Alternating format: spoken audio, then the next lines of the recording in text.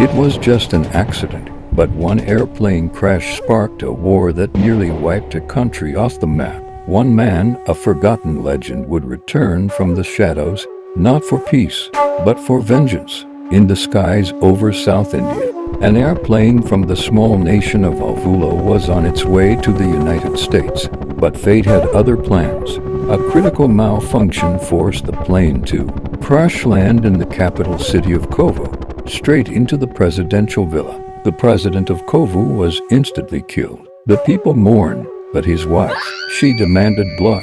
With no mercy, she declared, "If Avula cannot bring back my husband, then they must pay 70% of their entire national income every year."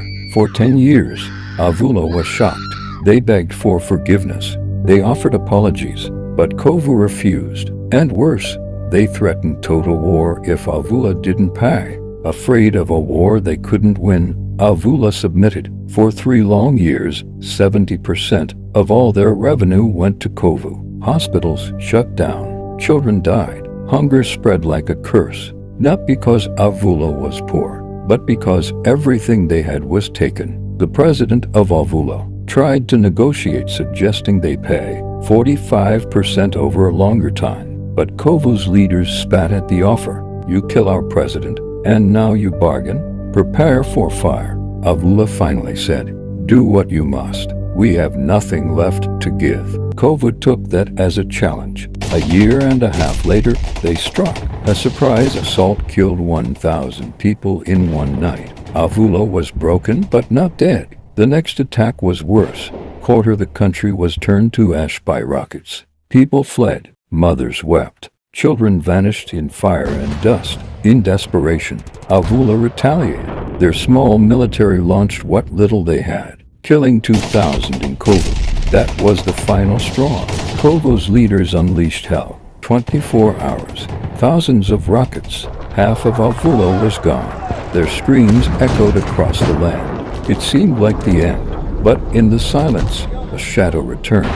From far away in the mountains of Hong Kong, he heard the cry of his people. A man who had left Avula at age 10, trained in the deepest traditions of Shaolin, forged in fire, tempered in war. Now, he was coming home, not as a man, but as a ghost of war. They called him the Invisible Kungfu Master. He had once killed 10,000 with a blade, 20,000 with a bow, and 30,000 without showing his face. A phantom on the battlefield. Now, he returns not for politics, not for peace, but for revenge. When the Invisible Kungfu Master arrived at the scene of destruction in Avula, his heart broke. He fell to his knees amidst the rubble and cried bitterly. For 2 hours, he mourned the lives lost, the innocent people, the children, the broken families. Then, slowly, he raised his head. More rockets were falling from the skies. Without hesitation, he dressed in his ancient Kung Fu battle armor. Though his country lacked modern Western weapons, like missiles and laser-guided rockets, he had something else. His ancestral strength, sharpened through silence, discipline, and unseen fury. He entered his stealth jet, carrying only traditional weapons, his sacred sword, fire-tipped arrows, and ninja stars. In just 3 hours, he reached the heart of enemy territory, Kovu. As ground soldiers continued firing rockets toward Avula, the Invisible Kung Fu Master launched his first strike. With deadly precision, he hurled his ninja stars. They hit with such speed and accuracy that no soldier saw them coming. Panic spread. Guns fired into the air, but he was nowhere to be seen. Then silence. Suddenly, fire arrows rained from the sky. Within moments, thousands of soldiers were lying still. The battlefield was covered not in smoke, but in a haunting quiet. Trees stood tall and touched. Bodies were lifeless under their shade. Now in control of Kovu's own missile launchers, the Kung Fu Master unleashed a storm of destruction upon their command centers. Explosions echoed. The Air Force scrambled to respond. Radar systems finally caught sight of something, a flicker, a blur. It was him. But before they could fire, he vanished again. Frustrated and desperate, Kovu's pilots released missiles blindly. They ended up destroying their own facilities. cities, and people. The invisible Kung Fu master had become a shadow of vengeance and mistake. At dawn, they rested, but rest was a trap. With a roar, he reappeared in their base. Sword in hand, he shouted, "If you thirsted for blood, then blood shall flow."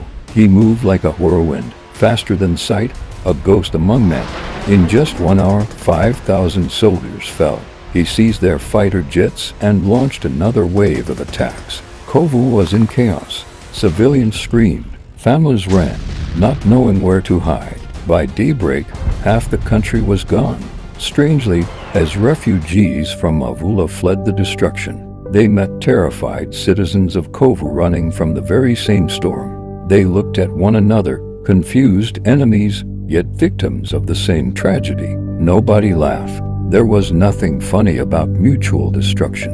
By evening, the invisible Kung Fu master had brought Kovu to its knees. Their last hope, the Marine soldiers, launched missile-bearing ships. But like the others, their aim failed. Their weapons missed him and hit their own cities. Smoke rose. Fire spread. The sea turned red. Finally, the master stood at the edge of the docks, face to face with the Marine soldiers. He didn't attack. He just looked. He saw pain. He saw confusion. He saw men fighting a war they didn't understand. Then he turned to look at what they all had caused. A land once rich in life, now reduced to ash and screams. He whispered to the wind. This was a small world, one that could have been healed with wisdom. But a woman wanted blood, so blood she received.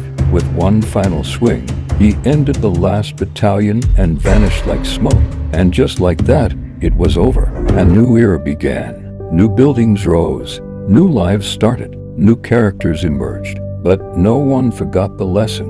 Not the elders. Not the children. War is not always fought with bullets. Sometimes it's started by pride, fear, or the failure to listen. Don't wait for bloodshed before seeking peace. Technology can never replace wisdom. Revenge may bring silence, but it never brings healing. One stitch ignored can burn a whole nation. Always resolve conflict with understanding before it becomes fire. Let this tragedy be a warning. Dialogue is cheaper than war. Thank you for watching. Subscribe for more epic Kung Fu short stories. See you in another tough story like this.